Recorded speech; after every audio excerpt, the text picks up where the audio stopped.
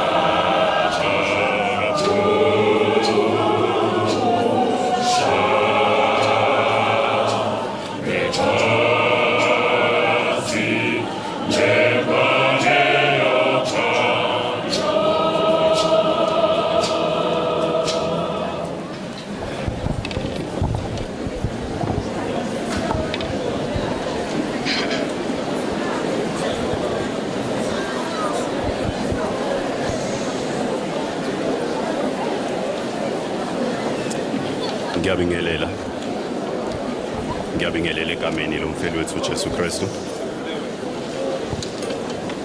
Ngiyabingelela egameni lomfeli wethu Jesu Kristu. Ngiyabingelela egameni lomfeli wethu Jesu Kristu. Ngiyabingelela egameni lika Jesu Kristu waseNazaretha. Bazalwane ngibingelela kwelikhulu igama elika Jesu Kristu. ngizwela uameni ngibingelela egameni lika Jesu Kristu. Ngicabanga ukuthi siya-understanda sonke indaba kaJesu Kristu waseNazaretha. Bazalwane, igama uEugene wakamngomezulu, abamazi ngelika Sticks, bamazi ngelika Sticks Mngomezulu. Nami ngelinye ilanga ngafumana umusa, inkosi uJesu Kristu yangithanda. Ngathi mase ngithandiwe ngase ngiyaqoma nami. Eqomeni kwami ngase ngazalwa kabusha. Ngoba kudingeka ukuthi ukhulelwe bese uzaleka kabusha. Haleluya bazalwane. Ngizoshare labazalwane iphika ekhulumile zikhulume ngendaba kaJesu. And nami ngeke ngishift entweni kaJesu. Haleluya bazalwane. Abazalwane abakhulumela bakhulume into yokuthi asindisweni bazalwane. Haleluya. Bakhulume indaba yensindiso. Haleluya. Bakhulume indaba yokuthatha uJesu. Haleluya. Ngoba zikhona ezinye izinto esingayithatha kodwa engeke zisise ndawo kodwa asithatheni uJesu. Haleluya. uJesu bazalwane uyamukeleka. Mina ngufakazi ophilayo ukuthi uJesu uyamukeleka. Uthi masumukelile uJesu bese uyamthatha uhambe naye. Haleluya bazalwane. Ngizoya ezwini ngizocela ofundayo angifundele kuMateyu 14 iverse, sizoqala kuiverse ka25. Isihloko esimnyama, uJesu uhamba phezulu kolwandle. 25. Ngomlindo wesine ubusuku weza kubo ehamba phezulu kolwandle. Kepha abafundi sebembonile ehamba phezulu kolwandle bashawa luvalo. Bethi isithunzi bakhala ngokwesaba. Kodwa uJesu wakhuluma kubo masinyane wathi, "Yemani isibindi, yimina ningesabi." uPetro wayesephendula wathi kuye, "Nkosi, uma kunguwe yisho ukuba ngize kuwe phezulu kwamanzi." Wayesethi, "Woza."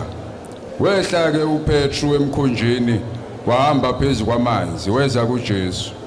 Kepha ebona umoya wesaba eseqala ukushona wakhala wathi, "Nkosi, ngisindise." Masinyane uJesu welula isandla wambamba wathi kuye, "Awu, wena unokukholwa okuncenyane, ungabazelani na?" Sebekhwele emkhunjini umoya wanqamuka. Haleluya bazalwane. Incwadi kaMateyu sithola istory sika Peter la uPetro uhamba noJesu. Haleluya bazalwane. kuMateyu 4 verse 18 kuyavela laphana ukuhlangana kaPetro ahlangana noJesu. Haleluya bazalwane. uJesu bonakala engumuntu ohamba phezulu kwamanzi. Haleluya bazalwane. Kade hamba nabo Petro uyabashiya uyahamba uyokhuleka uhamba yedwa. Haleluya bazalwane. Bayasala bo Petro. Uthi mayebuya. Haleluya bazalwane. Uthi mayebuya uJesu babona isithunzi baze bacabanga ukuthi ispoki. Haleluya bazalwane. Ngoba kunezinto ezenzakalayo empilweni kanti uJesu akekho eduze kwakho. Haleluya bazalwane. Bese ziyaqaka lezo zinto ubona izinto ongazona. Haleluya bazalwane. uJesu uyakhuluma uthi hayi bazalwane imina uJesu. Haleluya bazalwane. Uthi uPetro, "Uma kunguwena Nkosi isho." And uJesu ngampela uyambiza. Haleluya bazalwane. uPetro uyasuka uyaphuma emkhumbini uya kuJesu. Ibambe uJesu ophezulu kwamanzi. uPetro uphuma emkhumbini uya kuJesu. uJesu ophezulu kwamanzi. Haleluya bazalwane.